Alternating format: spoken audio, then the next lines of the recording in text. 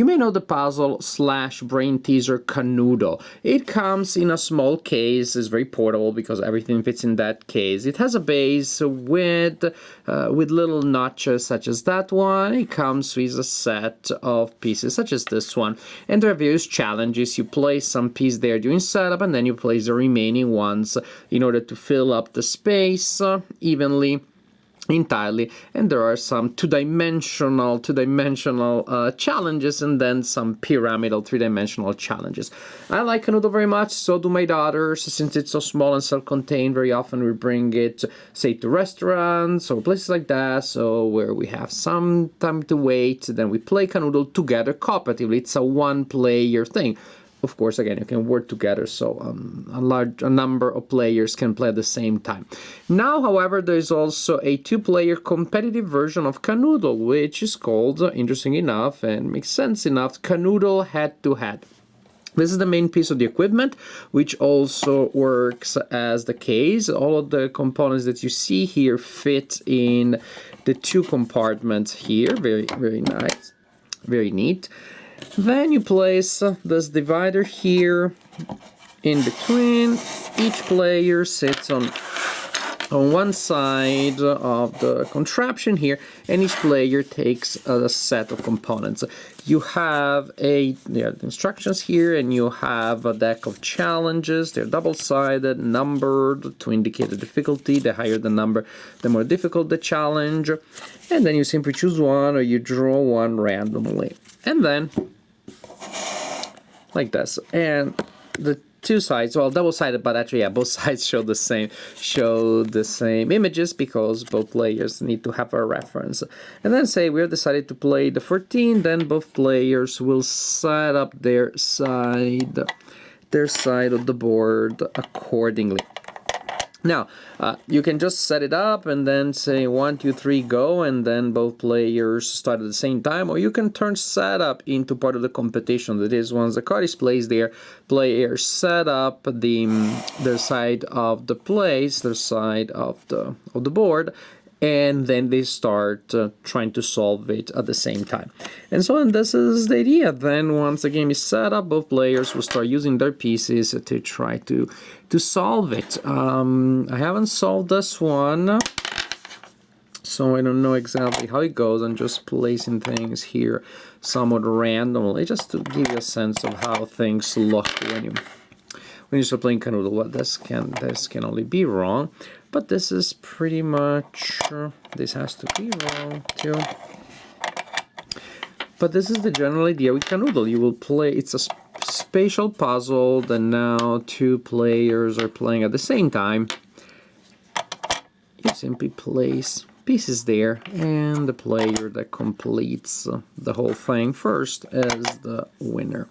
Did I just find a solution? Well, no, mercifully enough, no. So, it can be tricky. I think I can figure it out, but this is the general idea. So, Kanoodle head-to-head. Oh, there is another interesting thing, of course. When you finish your side, when you fill up your side of the board, you say Kanoodle or yabba-dabba-doo, or whatever it is your agreed-on word. And in any case, that means that you won that game or you won that round if you play a couple of rounds with different puzzles, one for each round. The rules also say that when you win, you can press the button on your side to throw the pieces of the opponent in the air.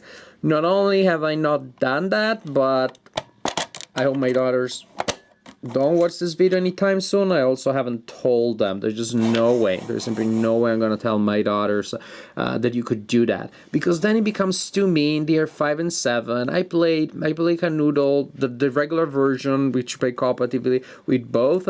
This head-to-head only with the 7-year-old, who sometimes beats me. She's pretty good at spatial logic and stuff like that. But I don't want her to just get that, like, ha ha ha ha, to feel that mean surge of energy as she throws that pieces into the air. Also, then the pieces may get lost. She would be totally mad if I did it to her. So we just ignored that. I just told her that these are used to open the case, to store the components, which is true. It's entirely true, just not in the whole truth. And so, This is how we play Kanoodle.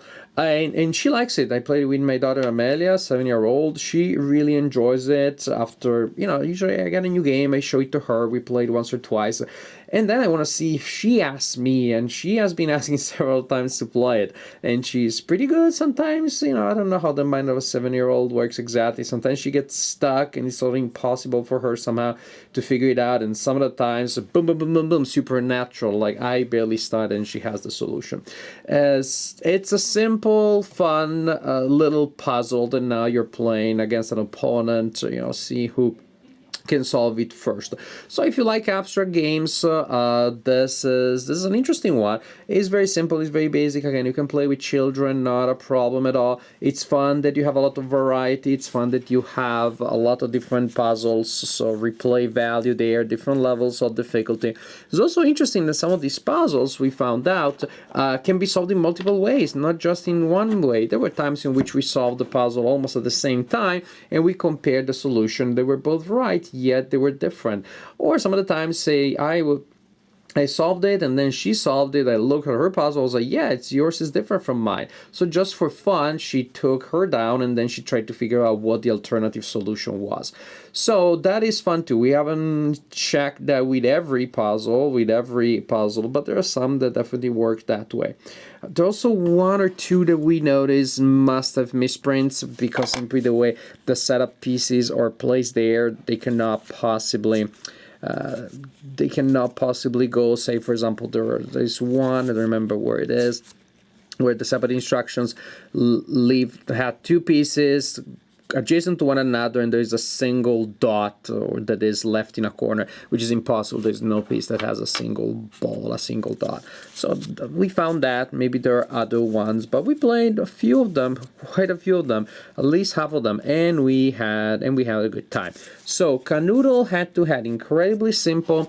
It can be more or less aggressive depending on how you play and what you tell your children, and maybe you're only planning to play with adults with whom you do play cutthroat games, so maybe this mechanism here for you will be a plus. For me, it isn't. If you play with kids, just keep that in mind, whether you want to share the piece of information with them. But in any case, Kanoodle head-to-head is definitely a simple game, yes, but fun and entertaining with a lot of replay value and just a simple, cute, nice little game.